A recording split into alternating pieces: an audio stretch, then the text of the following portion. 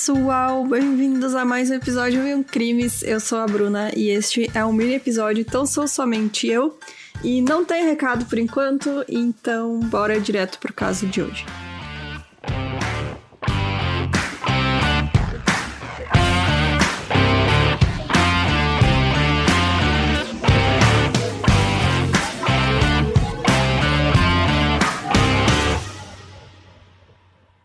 Nascido em 1760, o Andreas Bitchel era conhecido por fazer pequenos furtos, como pegar vegetais das hortas dos vizinhos, e uma vez, enquanto ele trabalhava em uma pousada, ele foi pego tentando roubar parte do feno do celeiro do empregador. Mas no início do século XIX, na cidade de Regensdorf, que fica na Suíça, ele ainda era considerado um sujeito bastante inofensivo. Ele tinha até uma fachada respeitável, porque ele era casado, tinha uma esposa, tinha filhos e tinha uma casa relativamente boa, e ele era capaz de sustentar a família dele. E para sustentar a família, o Andreas estava disposto a experimentar trabalhos não tão formais, né? Depois que ele foi demitido ao tentar roubar o feno da pousada onde ele trabalhava, ele se dedicou à leitura da sorte. Ele dizia que era capaz de ver o futuro das pessoas através de um espelho mágico especial, como ele chamava, o que na verdade era apenas uma lupa apoiada em uma pequena placa de madeira, e era um dispositivo improvisado que deveria fornecer um vislumbre místico das coisas que iriam acontecer. Ele atraía principalmente mulheres jovens, dizendo que se elas olhassem no espelho, elas iriam conseguir enxergar o futuro marido delas. Então ele conseguiu enganar muita gente, assim conseguiu dinheiro desse jeito. E esse truque de adivinhação teria um papel no primeiro assassinato que o Andreas cometeria. Quando a Barbara Hesinger veio para a casa dele em 1807, no dia que sua família não estava por perto, ele só se interessou primeiramente por ela como uma futura empregada doméstica para a família, mas então ele logo mudou de ideia e partiu para um negócio completamente diferente. Ele levou a conversa mais para longe das qualificações dela para o emprego e contou a ela sobre o talento dele para adivinhação, e aí a jovem concordou em ver seu futuro. Mas esse procedimento para ver o futuro, nesse caso, foi um pouquinho diferente, se não totalmente bizarro. O Andreas fez a Bárbara se sentar de frente para o espelho mágico, que foi colocado em uma mesa, e para ter certeza de que ela não iria tocar no vidro mágico e assim supostamente arruinar o feitiço, ele insistiu que as mãos dela tivessem amarradas nas suas costas e ela também teria que cobrir os olhos, e quem enxergaria as coisas era o Andreas, né? Ele ia contar para ela, olhar no espelho, contar pra ela o que ele estava vendo e descrever o que ele estava enxergando lá. E aí, claramente, confiando que nada de mal ia acontecer com ela, a Bárbara concordou, e depois que ela foi amarrada e vendada, o Andreas pegou uma faca e enfiou repetidamente em seu pescoço. De acordo com alguns relatos, ele cortou a medula espinhal dela e a apunhalou nos pulmões. Quaisquer que fossem seus métodos exatos, o Andreas se desfez do corpo antes que a sua família voltasse para casa.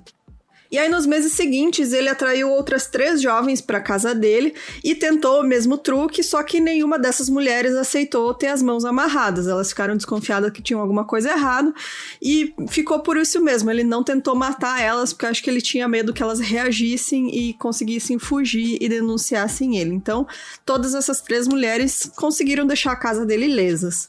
Porém, em 1808, ele encontrou uma jovem chamada Catherine Seidel, que estava de passagem pela cidade, e ela foi ingênua o bastante para se submeter ao estranho pedido de adivinhação dele, né, que é amarrar as mãos e vendar os olhos. Então, ela aceitou o convite, né, para que fosse até a casa dele com seu melhor vestido e também para que ela levasse outros 3 vestidos além disso. Não sei que desculpa ele deu para ela fazer isso, mas ela aceitou. Foi lá bem vestida, levou tudo que ela tinha, e ela acabou assassinada, assim como a Bárbara.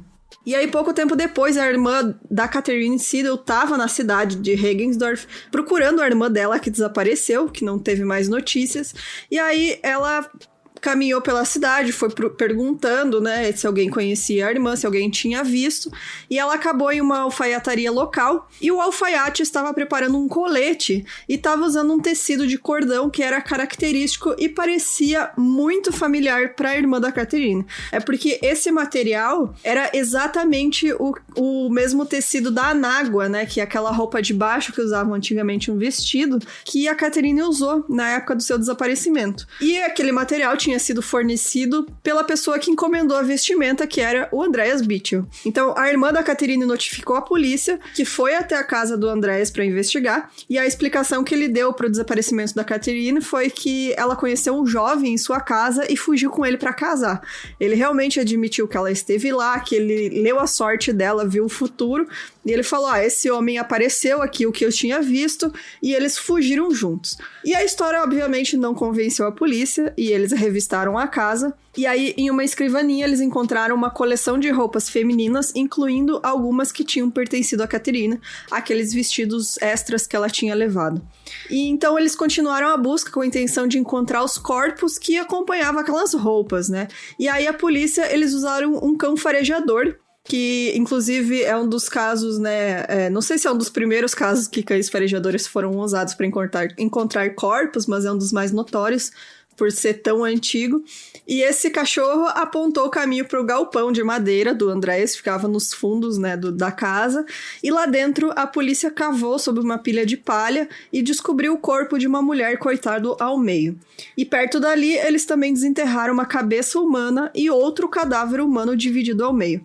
As desaparecidas Bárbara e Catherine foram finalmente encontradas. Então, apesar de todas as provas apresentadas contra ele em seu julgamento, o Andreas negou tudo. Ele foi confrontado com os corpos mutilados das duas mulheres que ele supostamente assassinou, e isso se provou ser demais para ele, porque ele desmaiou na hora que ele viu os corpos. Não sei se foi de verdade ou não, mas enfim, o estado daqueles corpos provavelmente foi de verdade, né?